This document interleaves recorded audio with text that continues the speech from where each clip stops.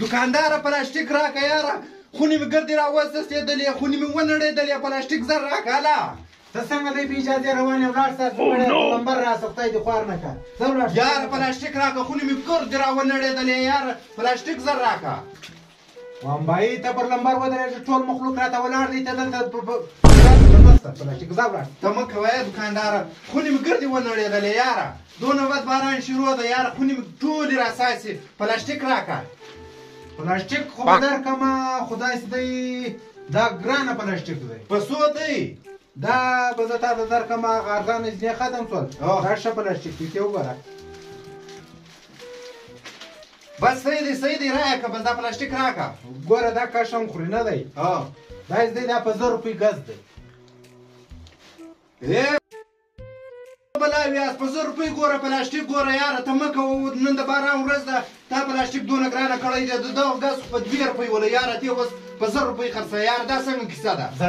زه ګرځه په تا خرڅوم نه ځه په بازار کې ګرځه پلاستیک شته نه دا ما ته ډېر شناخته یې له ځکه چې تا ته درکوم یا مه کوه دوکانداره لږه ارزانه مه کوه کوټې مې ګردې ونړېدلې یاره یې سیر ارزانه که یاره ناوخته دی ځمه کوټې مې ګردې ساسې بچیان مې تر لاندې کېږي یاره ته دا پلاستیک راکړه یاره یې سیر ارزانه که یا باید په 1000 روپۍ یو روپۍ کم نه درکوم که اخلي ټیک دی کنې نور خلک ته دا نیم نیسي راته ولاړ دی یاره خو پلاستیک دې د سونې په بیه کله یاره دا اوس کمه کیسه ده بچو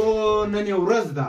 سر خلاصوه نن یې ورځ ده نن ورځ ده چې ورځ نه وله د دا پلاستیک د ما تر 12 کاله کېږي چې پروت دی نن یې ورځ ده نو نن خو نو څونه هغه خو نو بیا اوس موږ ته هم درک راکوي سر خلاصوه نو ګوره ته خو مې څه ګوره مسلماني ده یاره دا چا مه کوه دوکانداره بھائی نسته بھائی دلته مګر بازار کې پلاستیک نسته په 100 روپۍ ګز راکړه یاره مه کوه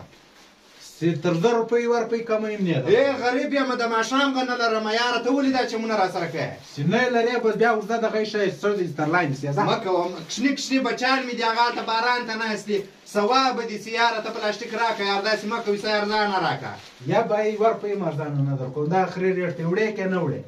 اوس ورته ګوره چې بلې ورځ په یو څه هم نه هیله کوي سر خلاصوه 1500 روپۍ به درکړم ته یې راکړه اخري بیا تا ته بس لسی در پرېږدم بس ټیک لس کم 1000 روپۍ یاره په دې خو باندې موږ کاټن کپړې کولې یاره ته ماته اوس پلاستیک راکړه یاره دون ناجایزه مه خو وایي کله ورځې لالا کله ورځګۍ سر خلاصوه نن چې دا نن ورځګۍ ده او ورځ چې وله هغه ختم شوله شناخت ماخت یو شی نه پېژنې اما او تاسې دونه شناخته یو د یوه علاقې یو ته ماله دونه ګران پلاستیک راکړې نو ګربار ستې شناخت ماخت نه غواړي نه دی نن لالا زما ورځ ده ته ټیم مه پاسوه که اخلې په 10 کم 1000 روپۍ جمع که